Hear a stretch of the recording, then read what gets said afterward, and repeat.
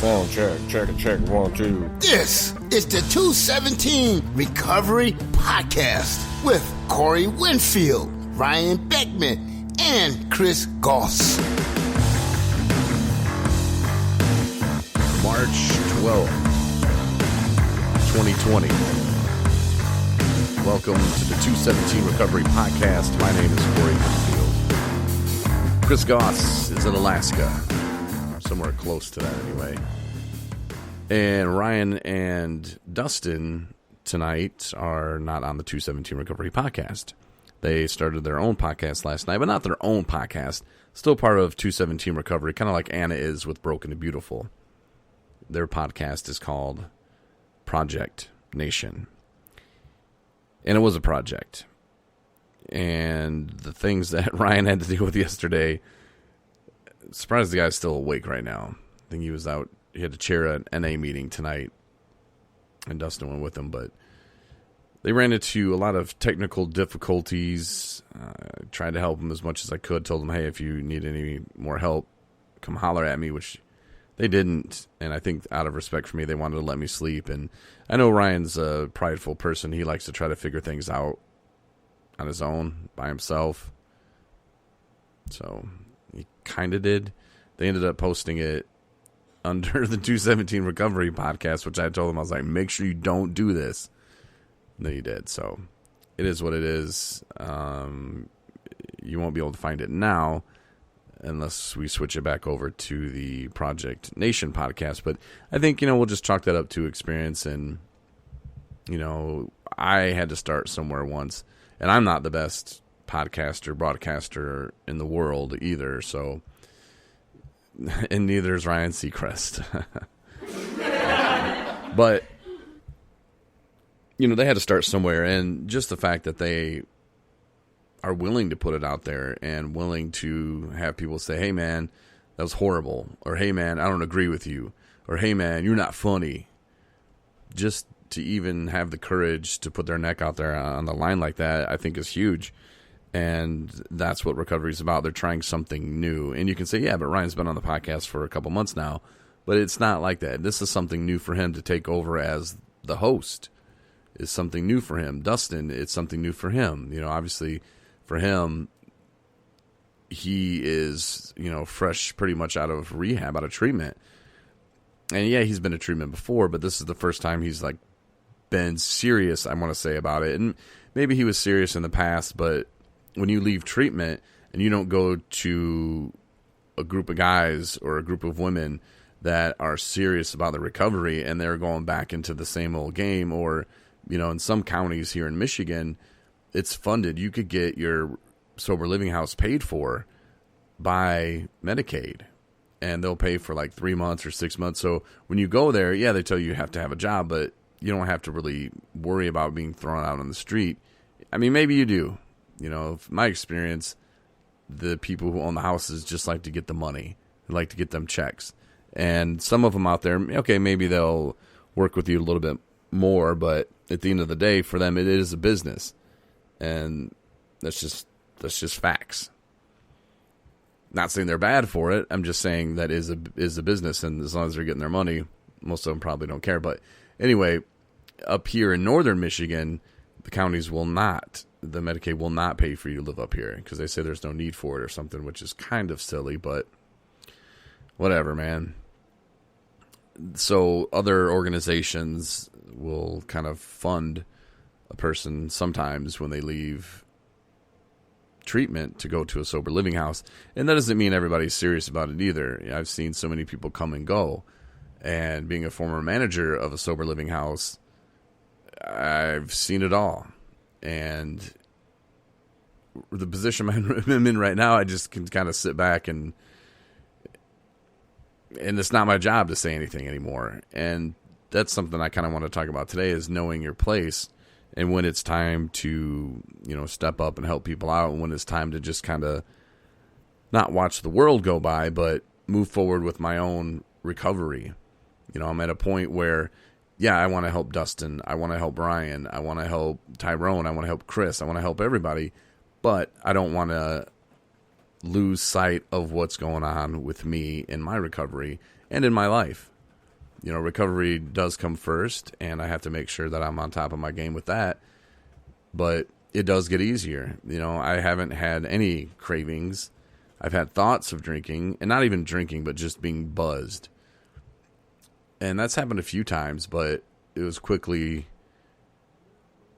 snuffed out by the reality of the situation and what would happen if I did drink. And I have way too much to lose this time.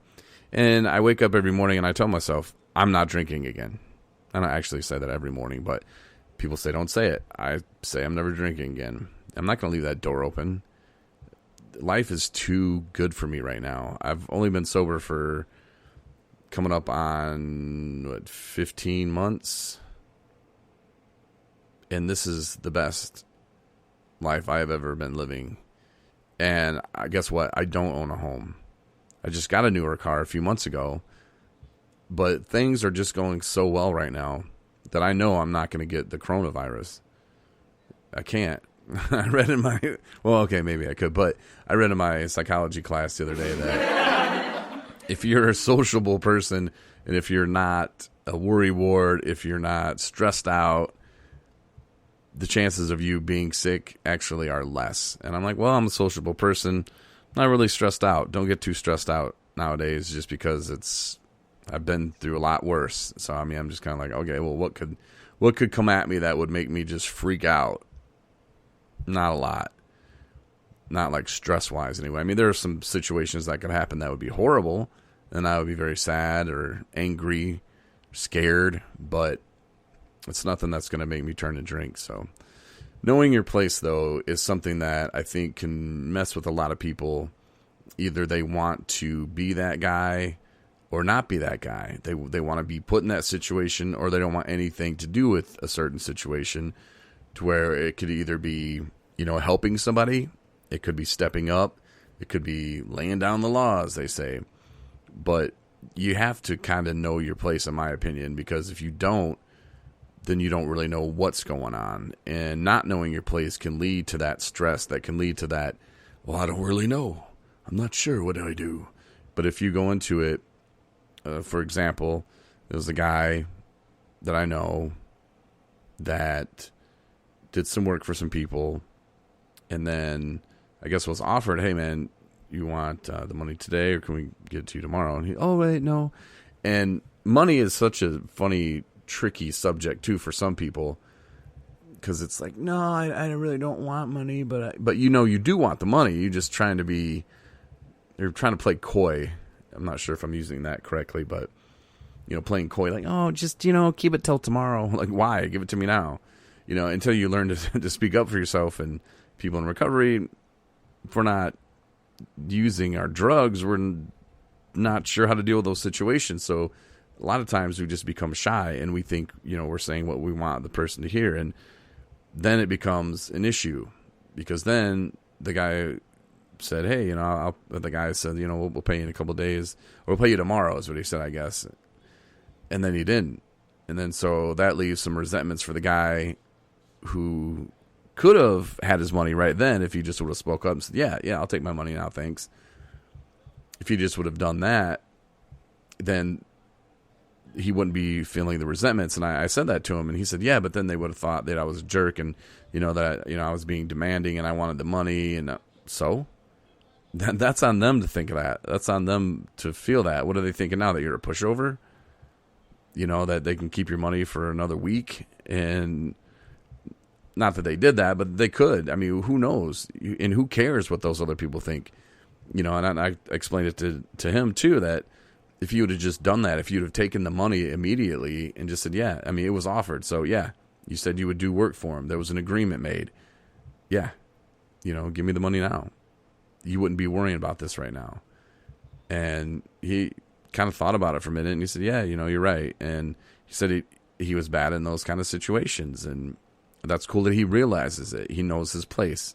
So in other future situations, not that it's going to happen overnight, and things like this take practice, but at least he can go in with the mindset of, say he owes somebody money, and he did some work for that person, and maybe there was an agreement, maybe there wasn't, but he goes to that person and says, hey, here's the money I owe you.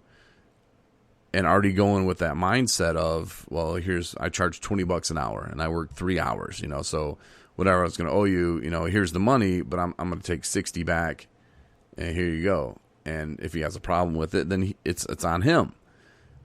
Some would say, no, Corey, that's pretty an aggressive way to approach it. But to me, I think it's assertive because you're showing him, hey, here's the money that I owe you, $20 an hour, 3 hours, there we go. I'll take the 60 back.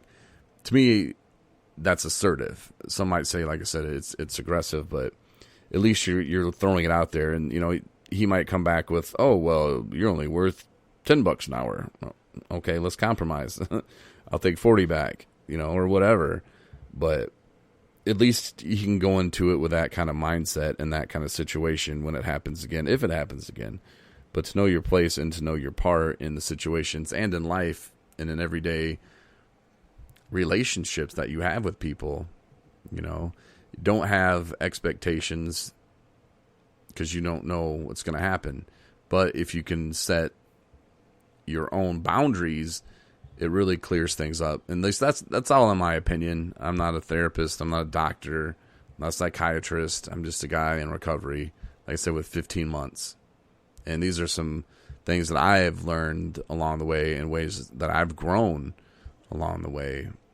And like right now I'm it's not a tricky situation, but it's a weird situation. And I know how I want to treat it and I know how I want to act. And there are times when people come to me with this and that, and it's not my thing. I think there was a song, it might have been a rap song. Yeah, it's by Q. And he said, it ain't my problem, it ain't my problem. So that's kind of the role I'm taking. And some could say, oh, Corey, you're just, doing this because, you're lazy or because, you don't want to help people and, you don't want to do this and do that. And it's like, well, it's not my problem. I can make it my problem, but I already have 18,000 other problems that I'm trying to do.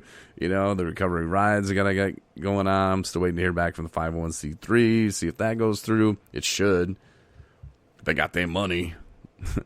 But the ride thing, and then Ryan comes up with the tickets for the White Sox, but then, of course, the coronavirus, NBA's shutting down, football, the NCAA, come on, man. Like, really? We just started moving forward, getting some steam. White Sox gave us 52 tickets to 2 different games, so we have 104 tickets. I'm thinking, wow, we could probably, use this as a, donation tool. Somebody donates, we say, hey, look, this is what you get. And jump on the bus with us. We'll take a bus down there. And boom. Now they might not even be playing baseball. So I told Ryan, I was like, yeah, that's just our luck, man. But I don't know. We'll figure something out. And we still want to do like a Harley ride. And if you know people who ride Harleys, just ride motorcycles, and let us know, man. And we'll get that going and just do like a sober ride and poker run. That could be fun. It could be real fun. And we can set it up. I should get with Courtney from Skywood Recovery, which that place, again, is awesome. That place is absolutely amazing. It really is. Chris and I went down there last week, and my goodness, that, not that I want to go back to rehab, but wow, like that place would be worth every penny. Like if I had a chance, or if I was going back, I would tell my family, look, if we can get the money raised by the church, like Courtney said, and Toby said, Toby works there too, Toby Hilton. He said, we work with people, just because we don't take Medicaid or Medicare or whatever, doesn't mean that we're not going to work with people. We understand, how it goes and the way it is. So, there are other options, and maybe they can help you get a certain kind of insurance that they will take. I mean, there's plenty of things. Don't just look and go, oh, I'm a Medicaid, I can't go there. Don't think that. Call them. They'll work with you. I'm serious. But that is the place that you would want to go, Skywood Recovery. And they're not paying me. There's nothing like that going on. I'm just telling you my experience. And that's, again, another reason why we don't have advertisers. I was listening to this podcast, The Sober Guy. He's pretty good. It was interesting. But, man, he was just slinging stuff like, oh,